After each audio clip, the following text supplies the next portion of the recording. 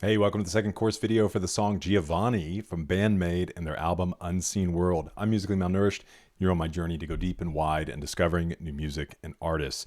In these videos, we do a deep dive into the lyrics and meaning behind the music. So let's get in, see what's going on with this song.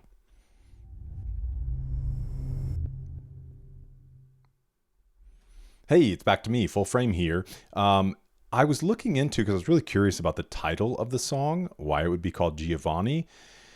I found some different meanings. Giovanni itself, when you type in like Giovanni meaning, it has this. Giovanni's an Italian name meaning God is gracious. But upon further, because then I was like, well, yeah, but why?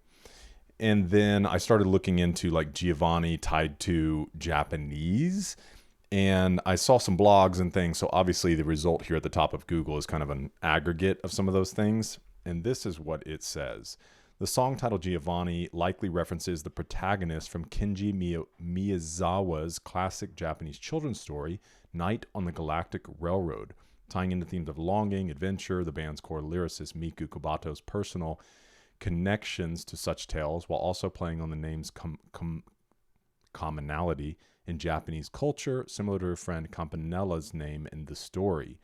Giovanni's the main character in Night on the Galactic Railroad, a fantastical story about a boy searching for his lost father, theme often explored in Miku Kobato's lyrics. Campanella, Giovanni's companion in the story, is a popular motif in Japanese pop culture, suggesting a deeper connection for the band to these narrative elements. So, I don't know. Could be something there. Seems most likely. But let's get in and see what's going on specifically with the song. Giovanni is a song about identity, rebellion, and motion without certainty. Portrays a figure who refuses containment, moral, emotional, or social, and instead chooses movement, collision, and self-definition. Masks strangers, pretenders, and collaborators blur together. Right and wrong are questioned, not replaced. What matters isn't purity, it's momentum. It's not a triumphant return. It's a defiant re-entry into chaos, armed with voice, courage, and repetition. So here's the chorus. Latch on, stranger. Settle down, pulsation. Drive all the way to the edge of the galaxy. Behind the masks we slip into, look, we're already accomplices. I can't even think. I dance without restraint. Raise your voice. Pure and righteous collide. Let's fight. One more time, I have finally come back. Which this interesting here, pure and righteous, as a question mark, because there is another place in the song. Maybe it was this one that I was thinking of. Was I hurt, angry, sad? They're two of a kind. So I wonder if it's trying to say like questioning. I don't know. Maybe I'm not onto something there. The post-chorus says, I'm afraid you know you can't hold me. Is there love there or not? Which way is yours? I'm afraid you know you can't hold me. Time never moves backward. And then verse 1, so what is right? Fake smiles you want to spit out. I'm sick of wondering what to do. Do it, do it, do it. Just keep yourself alive. Everyone misses something. The choice is simple. But I don't look like I can stand up. Vague meanings. They'll never reach the heavens, even if you wish for happiness. Appearing and disappearing, still it goes on. I won't look back. I'm going. I mean, these are a bit cryptic to me. I think there is obviously a theme within here that is often in BAND-MAID, which is the idea of pressing on, carving your own path, not waiting around, not being okay with somebody that's kind of like, one way or the other, or like uncertain. So I do pick up on some themes like that in here. Verse 2, I don't know, still I want to see. When will this end? To be continued. So not knowing, but because, okay, these hesitations, but because it's annoying. Surely, surely it must be so. Was I hurt, angry, sad, two of a kind. So it's almost like the response, like I don't know whether to be hurt or angry. And it's kind of like often it's both, right? There's nothing I can do for you. Draw them in, pretender. Turn the page, the scene shifts. The curtain call begins. Everything is already an etude. Interesting. Hold on. Let me see. Is this the chorus?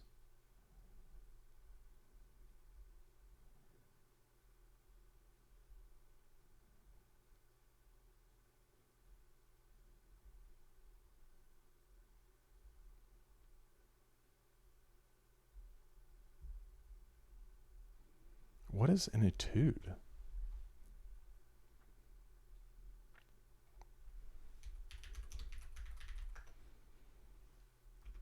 Okay, so with the curtain call happening, I get it's probably some reference. A short musical composition, typically for one instrument, designed as an exercise to improve technique or demonstrate the skill of the player.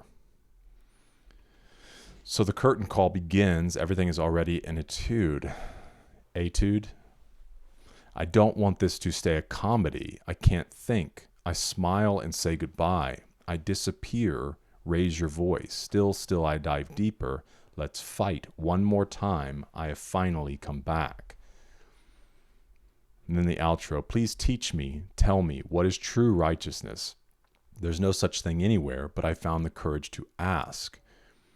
So not necessarily finding the answer you're looking for, but having the courage to seek, to ask the questions. Honestly, that's pretty neat. You know, there are some times that maybe like you don't necessarily want to truly know the answer. So it takes some bravery to ask. And even in addressing like issues, whether that's personal, you know, that sometimes you'd rather just continue on in the way that you are versus doing the deep work of having to confront yourself, or relational, you know, you just kind of keep going with the way things are because you don't necessarily want to disrupt, even though the disruption's necessary. And then societal, you know, people that are willing to say things that are true, even if they're controversial, because they can't settle with, they'd rather get in the fray than pretend it's not an issue. I don't understand this world at all. There's only darkness and light. I just believe repeating goodbyes. Let's go to the end of the page. All right, a few translation notes. Bite onto it, stranger. Aggressive, impulsive language suggests survival, instinct, seizing opportunity without hesitation. Disguising masks, not simple deception, blending in, infiltration, survival through role-playing. Pure and righteous, a phrase associated with moral idealism. The question mark undermines it. Purity is challenged, not honored. Okay, and this brings in this reference. Song echoes existential travel, not to find answers, but to keep moving. Giovanni rejects fixed morality and static identity. It embraces movement, repetition, and asking questions without answers. The return isn't homecoming, it's re-entry. The page doesn't close, it turns. Really interesting. Let me look at what this is. The Night on the Galactic Railroad.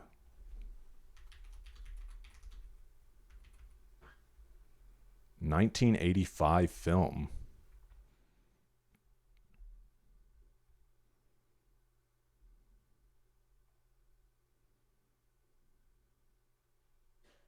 I bet you it's a trip, dude. Might need to look into it though. I do have a movie react channel that I really haven't put much attention into since kind of getting some momentum with this channel. You can look for it if you want. It's called Young and Real, REEL. Maybe I'll watch it for that. I can share it with you guys. We could watch it together. Well, anyways, let me know your thoughts. Thanks for being part of this one. And I'll see you in the next one. We're eating good.